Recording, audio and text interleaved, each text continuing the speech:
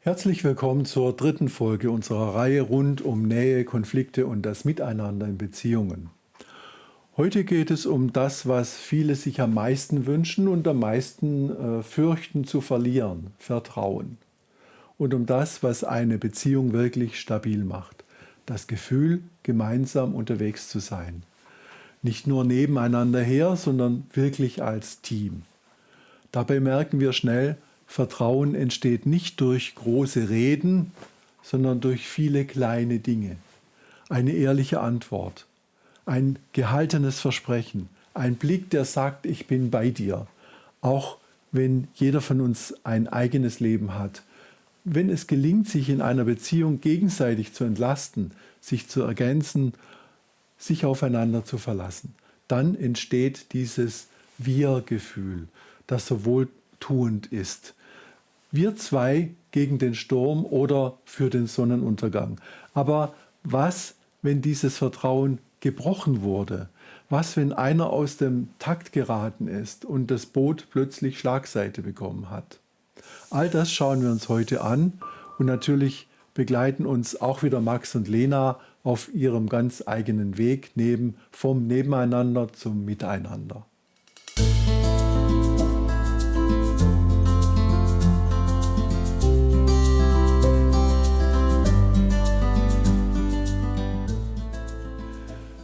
Ehrlichkeit klingt einfach, ist aber manchmal verdammt schwer. Vor allem, wenn wir Angst haben, den anderen zu verletzen oder dadurch einen Streit auszulösen. Aber genau dann ist Ehrlichkeit besonders wichtig, denn sie zeigt, ich nehme dich ernst, ich bin echt. Auch Max und Lena erleben einen dieser Momente, in dem es leichter wäre, etwas zu verschweigen. Aber dann wäre das Vertrauen einen kleinen Riss reicher. Guck mal, das habe ich dir heute mitgebracht. Ich fand es total schön. Ja, danke. Aber ja, das ist echt lieb von dir. Also, ganz ehrlich, ich fühle mich in so knalligen Farben eigentlich nicht so wohl. Ach so, das hätte ich jetzt gar nicht gedacht. Na gut, dann trage ich es eben an Karneval. Deal. Ehrlich zu sein heißt nicht, rücksichtslos zu sein. Es heißt, den Mut zu haben, die Wahrheit freundlich zu sagen. Wenn Max einfach gesagt hätte, danke und das Hemd nie getragen hätte, dann hätte Lena irgendwann gespürt, da stimmt was nicht. Und genau so entstehen kleine Risse im Vertrauen. Aber wenn wir ehrlich sind, auf liebevolle, respektvolle Art, dann bleibt die Verbindung echt. Und genau das ist die Basis für Vertrauen. Jetzt eine Geschichte zum Thema Verlässlichkeit. Verlässlichkeit klingt vielleicht ein bisschen trocken, aber sie ist das Fundament, aus dem Vertrauen entsteht. Wenn ich mich darauf verlassen kann, dass das, was abgesprochen ist, auch gilt, dann atmet die Beziehung auf. Und wenn das regelmäßig nicht klappt, dann beginnt etwas zu bröckeln. Max und Lena erleben das auf ihre ganz typische Art. Wir wollten um 6 los. Ich warte seit 20 Minuten. Sorry, ich musste noch was dringend fertig machen. War doch nicht so schlimm, oder?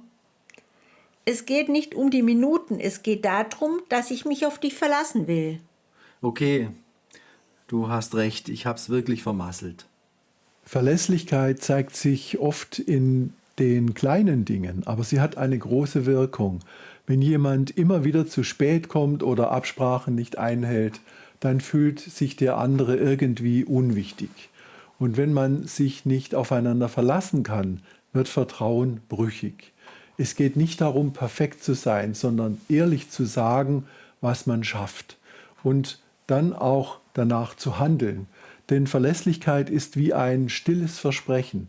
Ich bin da. Du kannst dich auf mich verlassen. Vertrauen wächst nicht über Nacht und schon gar nicht durch große Worte. Es entsteht in kleinen Momenten. Immer dann, wenn wir zeigen, du bist mir wichtig, ich sehe dich. Max und Lena erleben genauso einen Moment ganz alltäglich und doch mit Wirkung. Heute ist das Gespräch mit meiner Chefin. Ich bin irgendwie total nervös. 8 hours later. Oh, danke, Max. Einen Tee kann ich jetzt gerade gut gebrauchen. Und was steht auf dem Zettel? Ich habe an dich gedacht. Wie war das Gespräch? Du hast dran gedacht, danke. Das tut gerade echt gut. Ich weiß, dass dir das wichtig war. Ich wollte, dass du es merkst. Vertrauen entsteht nicht durch große Versprechen, sondern durch kleine Zeichen, die sagen, ich sehe dich, ich nehme dich ernst. Max hat nichts Weltbewegendes getan, aber er hat zugehört und später gezeigt, dass er es nicht vergessen hat. Solche kleinen Gesten bleiben hängen. Sie sind wie Pflaster auf den kleinen Wunden des Alltags. Und das Schöne, es braucht gar nicht viel. Ein Zettel, ein ehrlicher Satz, ein Moment echter Aufmerksamkeit. Das reicht oft, um Nähe wachsen zu lassen. Denn Vertrauen ist wie ein zartes Pflänzchen. Es wächst nicht durch Druck, sondern durch Wärme.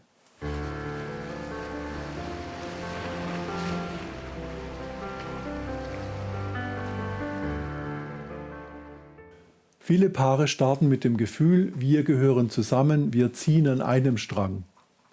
Doch irgendwann kommt der Alltag dazwischen und plötzlich fühlt es sich manchmal eher wie Tauziehen an. Dabei ist eine Partnerschaft kein Wettkampf. Es geht nicht darum, wer besser ist oder mehr tut, sondern wie wir uns ergänzen. Denn genau das macht ein echtes Team aus, dass man sich nicht doppelt, sondern ergänzt. Und dass man nicht nur funktioniert, sondern gemeinsam gestaltet. Schauen wir uns einmal an, wie es Max und Lena mit einem gemeinsamen Projekt ergeht. Warte mal, das Gemüse muss kleiner sein, sonst wird das nichts. Du musst mir nicht alles erklären, ich koche auch nicht zum ersten Mal. Ja, sorry, ich wollte nur helfen. Dann sag einfach, wie du es brauchst und ich mach mit. Okay, du rührst, ich schneid. Deal? Deal. Am Anfang haben Max und Lena eher gegeneinander gearbeitet, obwohl sie eigentlich dasselbe Ziel hatten, ein gutes Abendessen. Das ist in vielen Beziehungen so. Man spricht vom Wir, aber handelt wie beim Schach, jeder für sich, jeder mit einem eigenen Plan. Und oft geht es dann gar nicht mehr ums Essen oder ums Projekt, sondern ums Prinzip. Doch ein gutes Team lebt nicht davon, dass beide alles gleich machen, sondern dass sie sich ergänzen. Nicht wer hat Recht, sondern wie schaffen wir das gemeinsam. Wenn du das Gefühl hast, ihr lauft oft nebeneinander her, statt miteinander, dann helfen manchmal schon kleine Änderungen. Vielleicht setzt ihr euch bewusst einmal die Woche zusammen und besprecht, was steht an, wer übernimmt was, wo brauchen wir Unterstützung. Vielleicht überlegt ihr euch auch ein gemeinsames Ziel, das euch verbindet. Etwas, worauf ihr beide euch freut. Und vielleicht probiert ihr beim nächsten Konflikt nicht den Satz, ich erkläre dir jetzt mal, sondern wie können wir das gemeinsam lösen. Denn ein echtes Team entsteht nicht durch Zufall, sondern durch gemeinsame Entscheidungen. Und wenn das gelingt, spürt man irgendwann, wir ziehen nicht nur am gleichen Strang, wir schauen auch in dieselbe Richtung.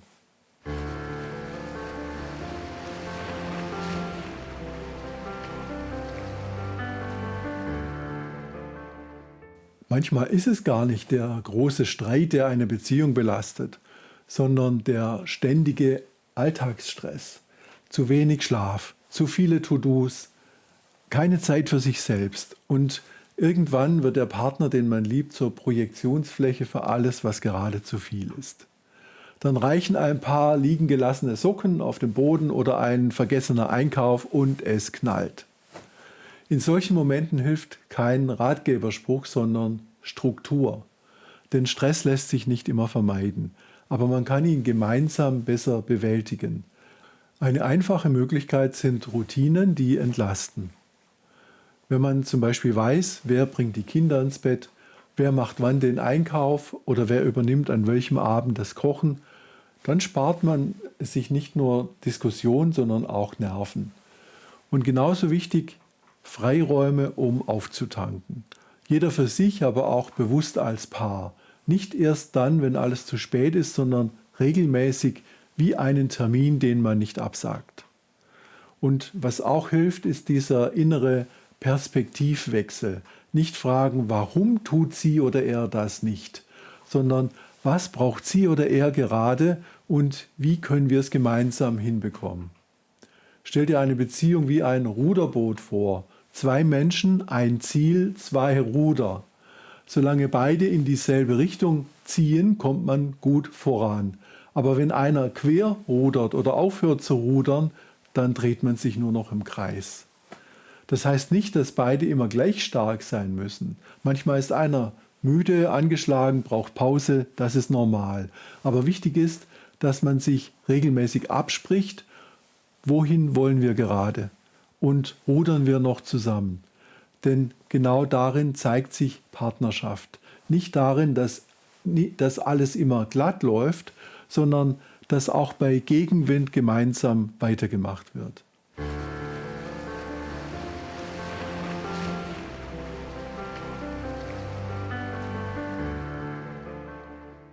Vertrauen ist die Grundlage in jeder tiefen Beziehung.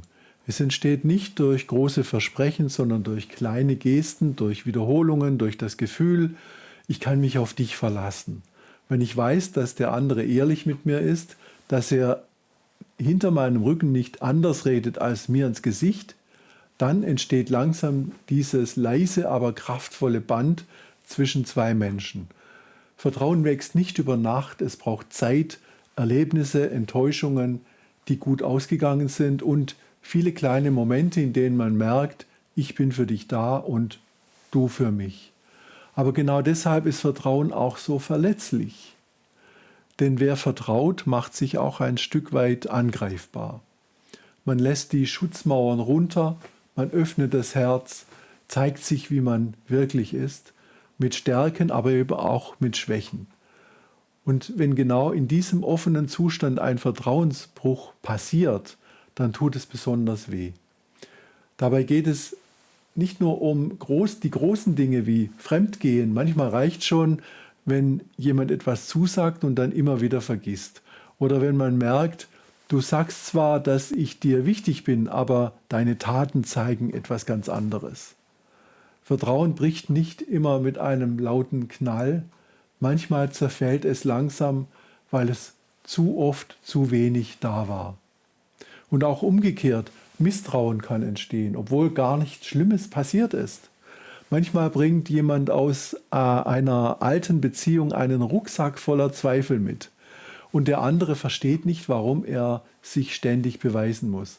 Auch das ist real. Vertrauen ist also nichts, das man einfach hat. Es ist etwas, das gepflegt werden will. Immer wieder. In kleinen Dingen im Alltag, im ehrlichen Zuhören, im Dasein, wenn es drauf ankommt. Und wenn es dann doch mal brüchig wird, wenn etwas passiert, wenn dieses Band zerreißt, dann steht man oft vor der Frage, die keine schnelle Antwort kennt. Kann man Vertrauen wieder aufbauen oder ist zu viel kaputt gegangen? Damit beschäftigen wir uns gleich, doch vorher lohnt sich ein tieferer Blick auf das, was passiert, wenn es tatsächlich einen Bruch gibt. Fremdgehen ist für viele das Schlimmste, was in einer Beziehung passieren kann.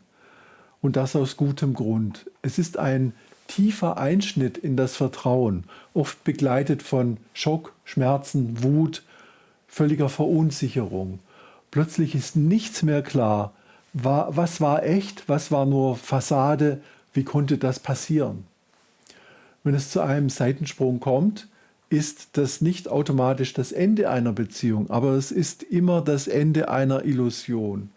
Denn jetzt muss man hinschauen auf das, was war, auf das, was gefehlt hat und auf das, was vielleicht übersehen oder verdrängt wurde. Viele fragen sich, warum hat er oder sie das gemacht? War ich nicht genug? Doch so einfach ist es selten. Fremdgehen entsteht oft nicht aus Böswilligkeit, sondern aus innerer Leere, aus Sehnsucht, aus Unzufriedenheit, die sich angesammelt hat. Das soll es nicht entschuldigen, aber es erklärt, warum es so oft schleichend passiert und warum es so wichtig ist, nicht nur auf den Betrug zu schauen, sondern auch auf das, was davor war. Für den, der betrogen wurde, beginnt eine emotionale Achterbahnfahrt. Alles wird hinterfragt. Jede Erinnerung bekommt einen bitteren Beigeschmack. Und der andere, der steht oft genauso ratlos da. Beschämt, voller Schuldgefühle und trotzdem unsicher, wie er mit der Wut und dem Rückzug seines Partners umgehen soll.